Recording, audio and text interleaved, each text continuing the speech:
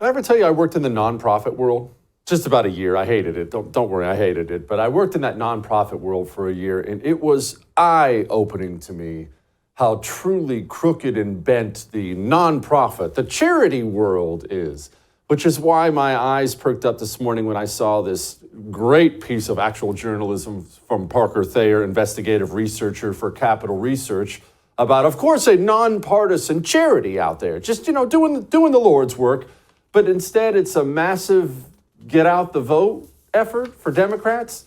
Do keep in mind that donations to nonprofits and charities are tax deductible. There's a lot of crookedness that goes on. Anyway, it's not my story, it's Parker's story. Parker, it's your story, not mine. You did the work on it. What's going on?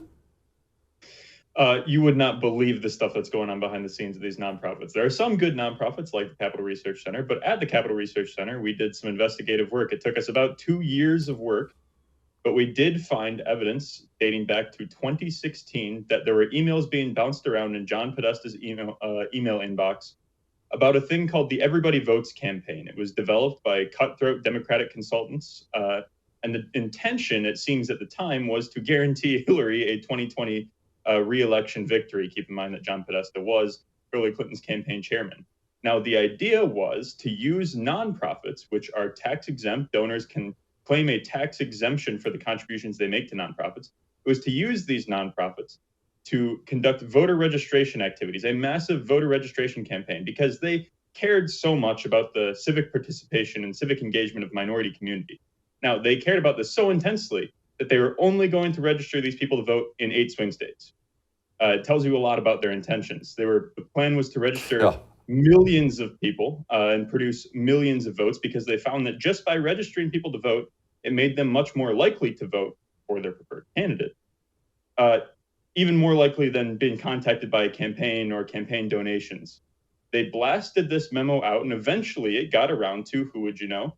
Sam Bankman-Fried's mom, who runs a PAC called Mind the Gap.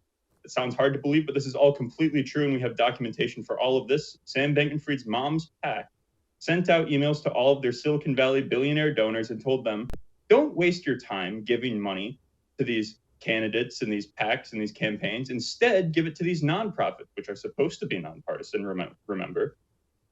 They said that these nonprofits were 4 to 10 times more cost-effective at netting additional Democratic votes when compared to campaigns and PACs. That is a direct quote from the leaked memo that they shared around to their donors. They also told their donors, hey, don't tell people about this. Keep it secret from the Republicans, because if the Republicans find out about this, they're going to go to the media and tell people about these corrupt activities that we're engaging in. Now, this Everybody Votes campaign registered 5.1 million people across 8 states after spending $120 million in 5 years. Most of the money came from billionaires that you know, like Warren Buffett, George Soros, but some that you don't, like Hans-Jörg Wyss, a Swiss billionaire and a non-citizen who spends tens of millions of dollars every year through dark money organizations and his own charitable foundation to influence U.S. politics in all sorts of ways that you can't even imagine. It's a remarkable story. I think it took 36 pages to write it down, but I highly recommend everyone should read it. I highly recommend everybody read it. Go read Parker's story, Capital Research. Go read the story. Okay, Parker, I have a couple things I want to ask here as follow-ups, so just bear with me. This Swiss guy, I am fairly involved in politics, as you well know. I've never heard of this friggin' guy. Who is this guy? What's his problem? Hans-Jörg Wyss. Hard to pronounce name, Hans-Jörg Wyss. He was the CEO of a biotech company that got in trouble for running illegal experiments on people. Several of their board members went to jail over it. But Hans-Jörg did not. He was close friends with the Clintons and has been close friends with the Clintons for a very long time. In 2009, he was caught making illegal campaign contributions despite not being a citizen, not holding a green card at all. He is a Swiss foreign national.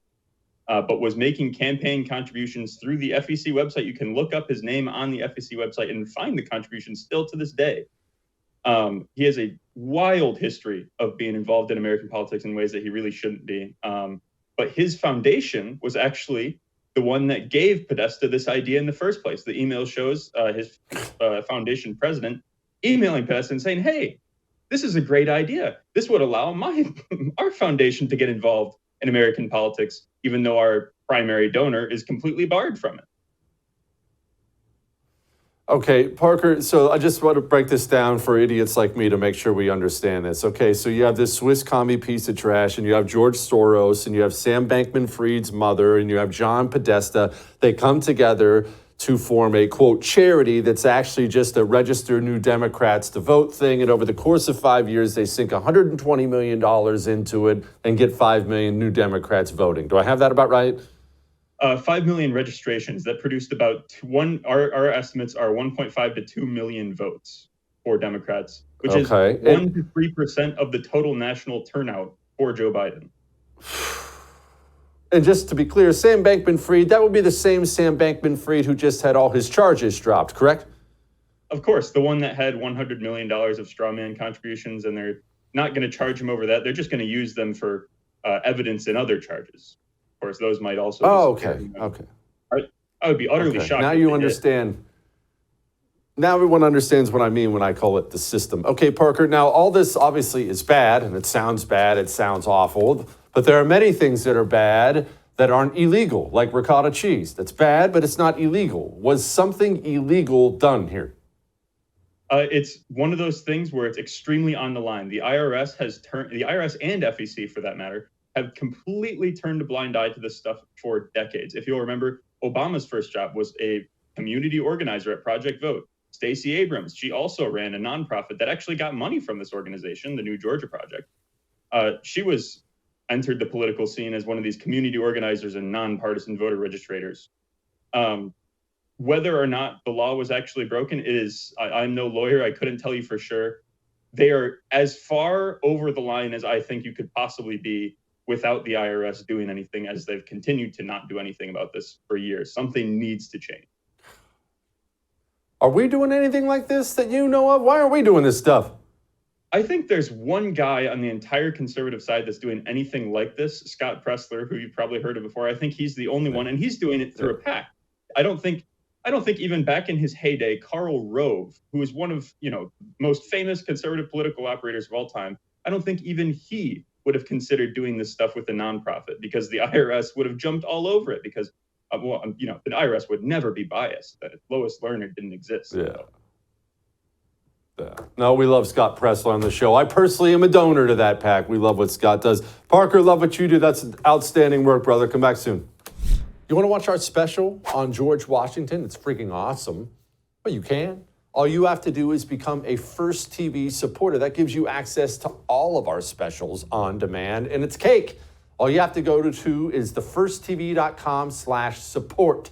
Thefirsttv.com/support. Become a supporter. Enjoy learning about George Washington.